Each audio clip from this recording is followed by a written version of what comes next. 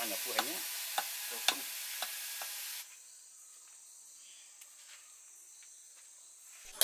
Berjalan betungka adat Tidi Babantal Malu.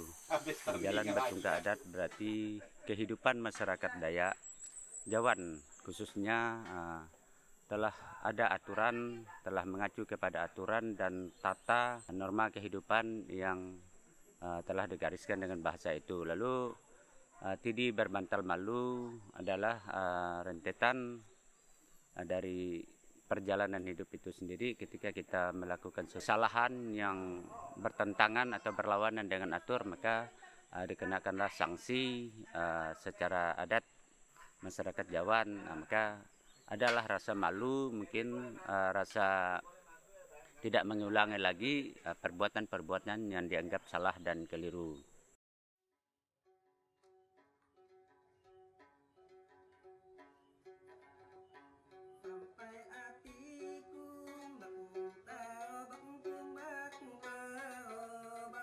Sama seperti sebilah pisau kecil yang diasah ini, kehidupan masyarakat Dayak Jawan di Desa Mondi, Kecamatan Skadau Hulu, Kabupaten Skadau, Kalimantan Barat juga diasah, ditempa, serta dibentuk oleh tradisi yang ada di dalamnya.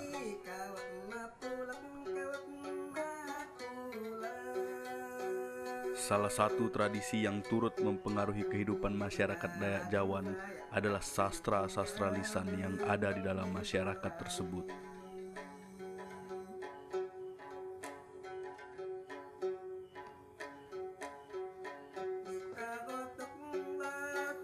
Sastra lisan merupakan sekumpulan karya sastra maupun teks-teks lisan yang diturunkan secara lisan yang memuat aspek-aspek kebudayaan, sejarah, maupun nilai luhur masyarakat yang memilikinya.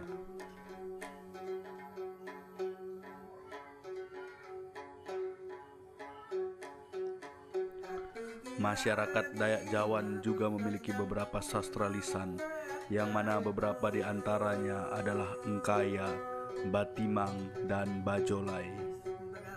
Engkaya merupakan sastra lisan yang memuat tentang sejarah, dongeng, maupun cerita-cerita rakyat masyarakat Dayak Jawan yang mengandung pesan-pesan moral. Engkaya itu lebih kepada yang melaksanakan yang menjadi identitas itu kepada ibu-ibu ya, khususnya yang tua-tua itu kan, pada saat dimana dia mempunyai cucu atau mempunyai anak ya, dengan kondisi-kondisi tertentu tentunya, tentu ada hal-hal yang waktu-waktu tertentu itu untuk menyampaikan atau mengeluarkanlah kegiatan-kegiatan seperti itu tadi. Untuk mengetahui lebih dalam mengenai Engkaya, kita perlu mengunjungi seorang wanita tertua di Desa Mondi, yaitu Ini Nilam. Aku belajar Engkayanya, dah tahu dia pergi ya, nanya orang pergi, ngesah Engkayanya, dia sekali orang nambah tahu aku. Hati aku dah tu ada masa kamu dah tuang dah. Hilang aja masa.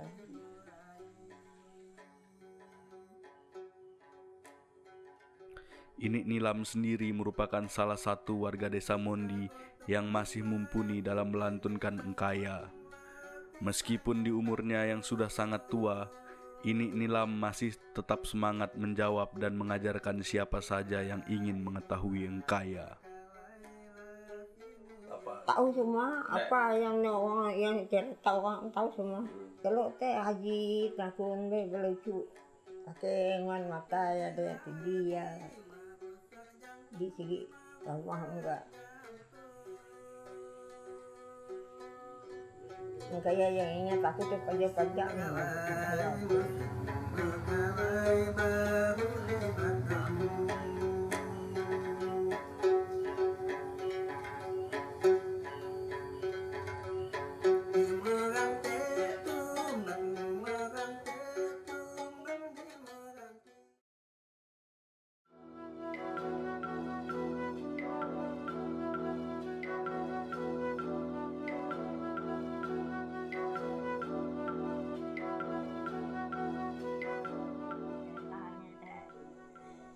dua. Dana teh. Kamu mau pange teh kan mau belak teh bini dua. Jadi kan terbunsu. Kata terbunsu kata.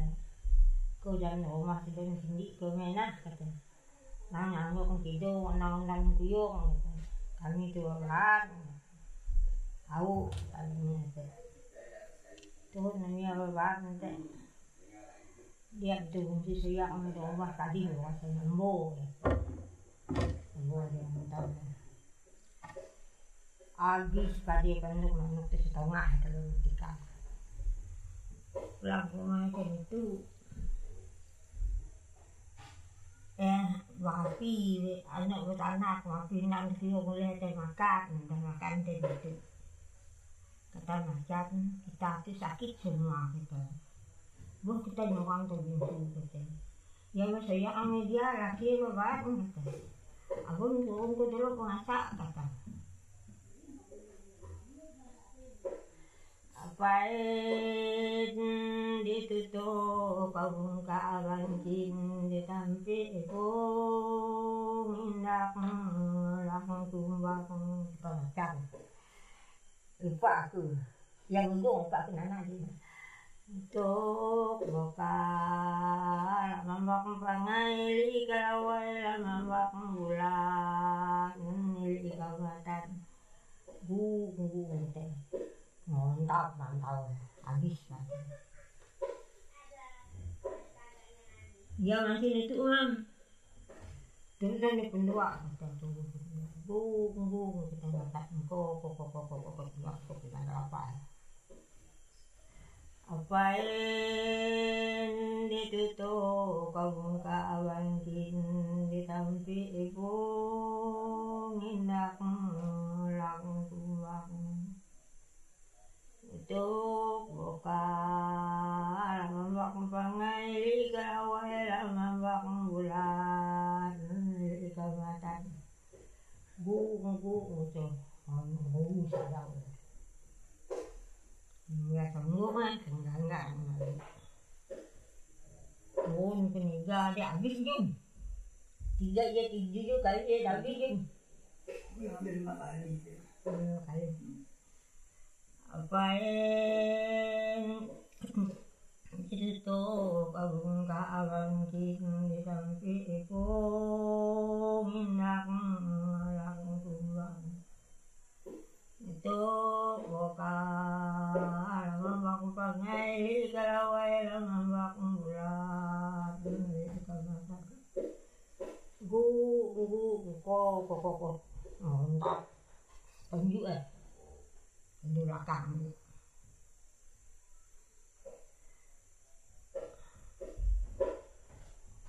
turun anak tiga keempat tiga tuh keempat deh dan di keempat katanya ikut di keempat katanya awak bah katanya nampak keempat enggak habis bu kok enggak apain ditutup kaum kawankin ditampi Engkaya Lemembang Pange dan Lemembang Bulan mengisahkan tentang kehidupan seorang wanita bernama Tebungsu yang menikah dengan dua orang pria, yaitu Lemembang Pange dan Lemembang Bulan. Diceritakan bahwa pada suatu hari Lemembang Pange dan Lemembang Bulan pergi ke hutan untuk membuat perahu, sedangkan Tebungsu ditugaskan untuk menjaga rumah dan tidak boleh pergi kemana-mana. Namun Tebungsu mengabaikan nasihat sang suami dan tetap pergi berkeliaran dari rumah untuk mencari ikan dan tengkuyung.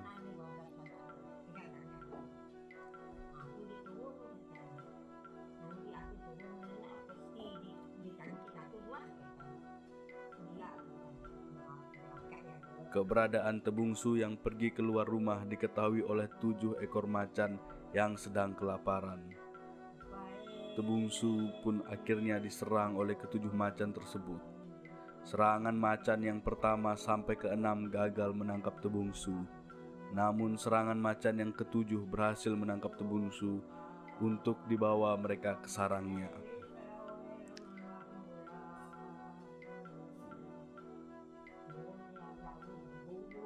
Kebunsu yang mengabaikan nasihat sang suami untuk tetap di rumah itu ditangkap dan dimakan oleh 7 ekor macan yang sedang kelaparan.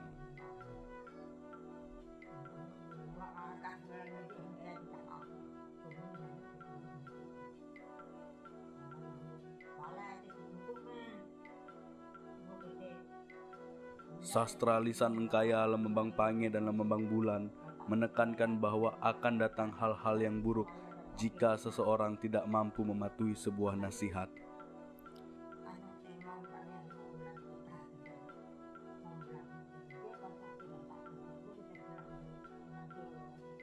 Nilai moral yang ada di dalam Engkaya tersebut turut mengambil peran dalam pembentukan prinsip moral masyarakat Dayak Jawan yang dapat dilihat pada falsafah hidup mereka, yaitu bajalan batungkah adat tidi bebantal malu.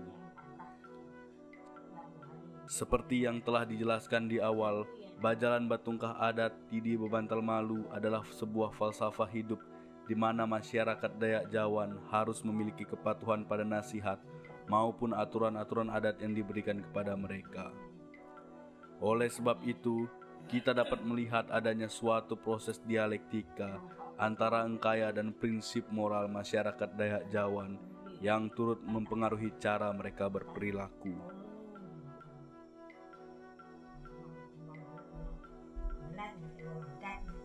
Kau tak menang ini di kata zaman kau yang pasti guys kata, wah sikap kau pakai, kau punya kata anak aku untuk aku. Oh, nanti mana bayar? Ni katanya, jika kita nak malu kait ni, baik tu kita naik malu tu. Ni kita ada tadi macam lalu rumah dia untuk ini aku ada katanya. Ini dia yang baik katanya. Silakan akal ini katanya sini dengan baik tu. Ini anaknya mulai nyala. Dan orangnya gede itu dan gede itu ada dewa kayu berjalan menunggu dan lainnya gampang sekali tiket sama di belakang itu dewa itu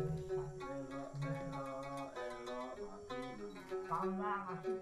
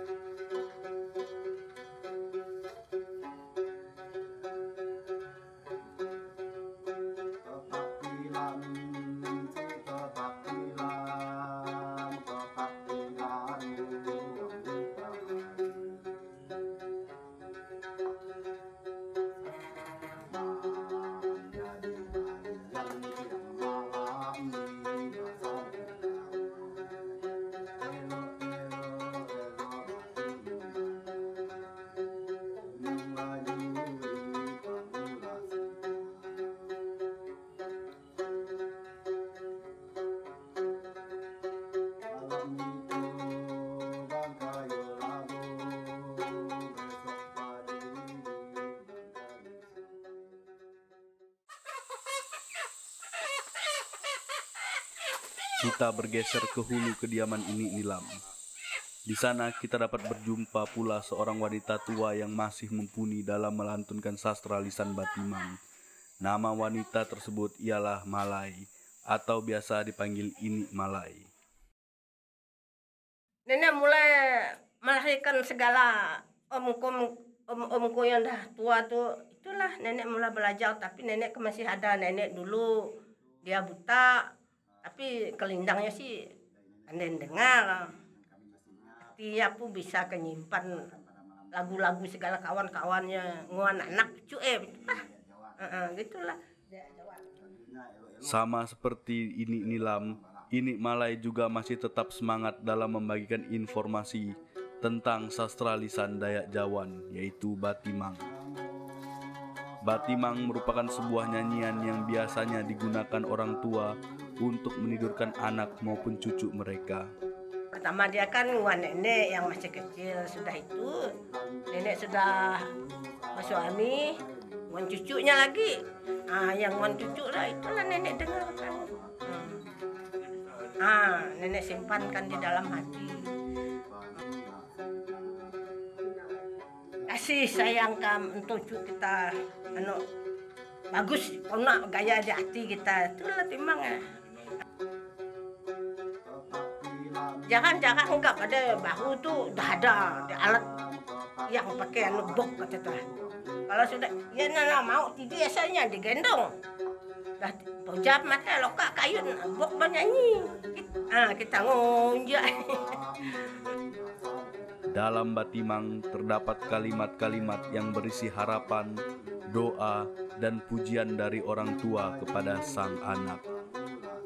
Kalau kita sekarang tuh lebih kepada memberi pelajaran, ya, menumbuh kembangkan anak itu dari kecil, kan, selain daripada kita mengungkapkan rasa kasih sayang itu tentu termuatlah, tersiratlah di dalam itu batimang itu kayak tadi untuk kehidupan anak itu sendiri, khususnya ini dari orang tua kepada anak. Padi yon cit boras tutuk di langsung bagang giak tangkap cawat nih pakadau mas aking guncak batak panjang awak laman taubal guncak batak panjang atau panjang pagi pangobat daun uang pakai kinungkus ya taubal akak panjang pakai pengobat pakai muka apa cara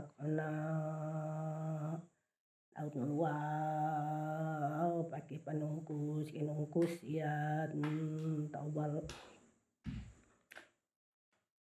Lalu naiknya ke panggung basirat gantung lalu kan angkat teh basirat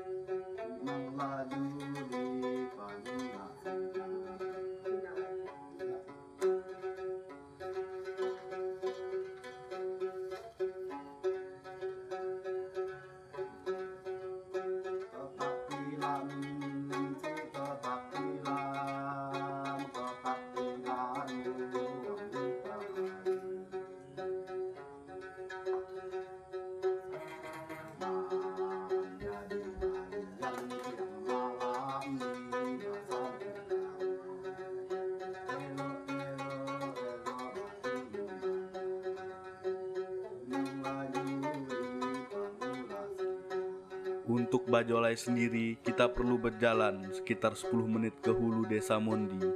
Di sana kita akan bertemu dengan seorang pria yang bernama Pak Itang. Pak Itang sendiri banyak menghabiskan waktu di pondoknya yang bernama Kebu. Pak Itang juga dikenal sebagai salah satu pelantun sastra lisan Bajolai dan sangat ramah kepada siapa saja yang ingin belajar dan mengetahui tentang Bajolai. Bajolai itu tuh mebo nama gigiman kami dulu darah bujak no kan ada nama makat muda-mudi. Istilah makan darah bujak no ada ngundang bala darah bujak yang lain yang kan panggil ngagak kita tuh itulah makan darah bujak tadi teh. Nama salah satu kait nati ada saya kait nati dengan tinaknya tadi Jolai tadi Bajolai hiburan dimakan minum sambil makan itulah hoti ya. Jadi Bajolai dia kadang untuk bodai ada bodai kan itu bodai di bodai.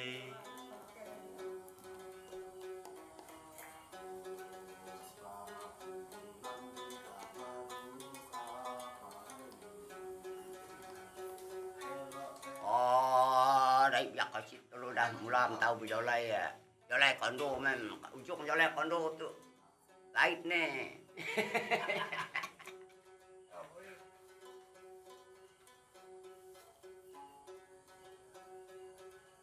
Oh ninga mem. Nama di dulu tekan belajar ninga punya jadi ditunda di. Nah.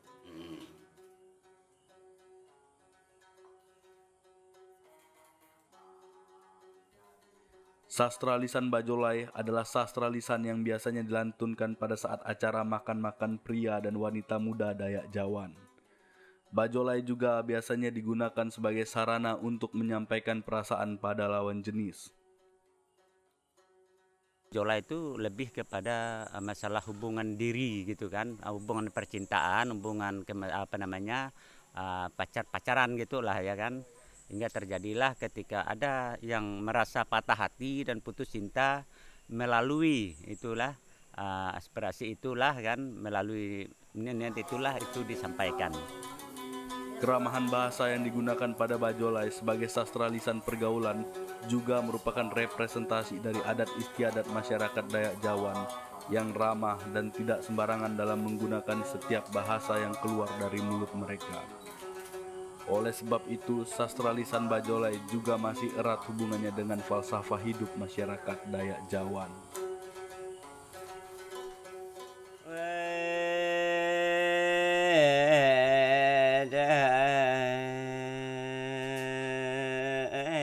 Talasih si jamu alak ngeri bunga hidup dimakan api hatilah kasih bukat kepala dari lang hidup sampai ko mati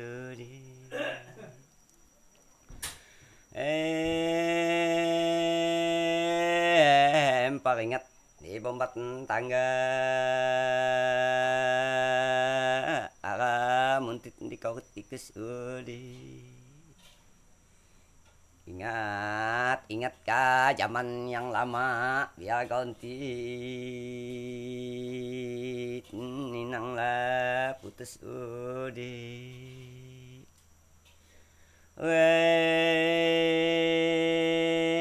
sagiap kaki bangabut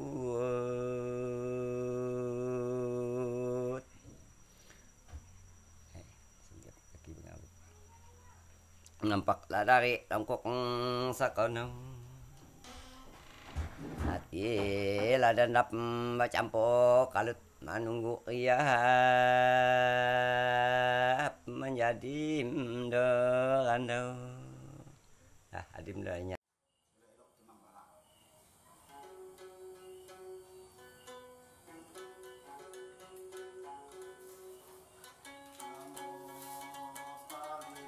Engkaya, Batimang, dan Bajolai merupakan produk sosial yang mengambil peran cukup penting dalam pembentukan prinsip moral masyarakat Dayak Jawan yang mempengaruhi cara mereka merasa, menyadari, dan merespon lingkungan yang ada di sekitar mereka. Hal tersebut dapat dibuktikan dari keberadaannya dalam masyarakat Dayak Jawan yang secara sadar difungsikan sebagai media pembelajaran maupun sebagai cara menyampaikan perasaan.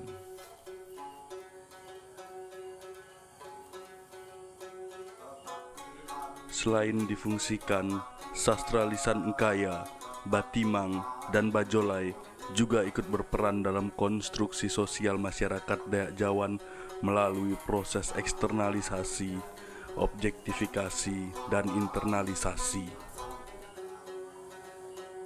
Eksternalisasi berarti sastra lisan Dayak Jawan disampaikan oleh satu individu ke individu yang lain, yang mana nilai moral yang terkandung dalam sastra lisan Engkaya, Batimang, dan Bajolai tersebut akan diserap oleh individu yang menjadi pendengarnya.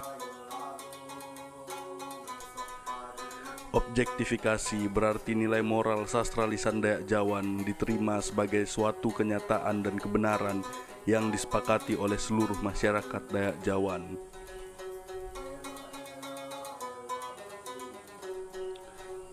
Internalisasi berarti nilai moral sastra lisan Dayak Jawan diajarkan dan disampaikan ulang kepada generasi berikutnya, sehingga mempengaruhi perilaku, sistem sosial maupun adat istiadat dalam masyarakat Dayak Jawan.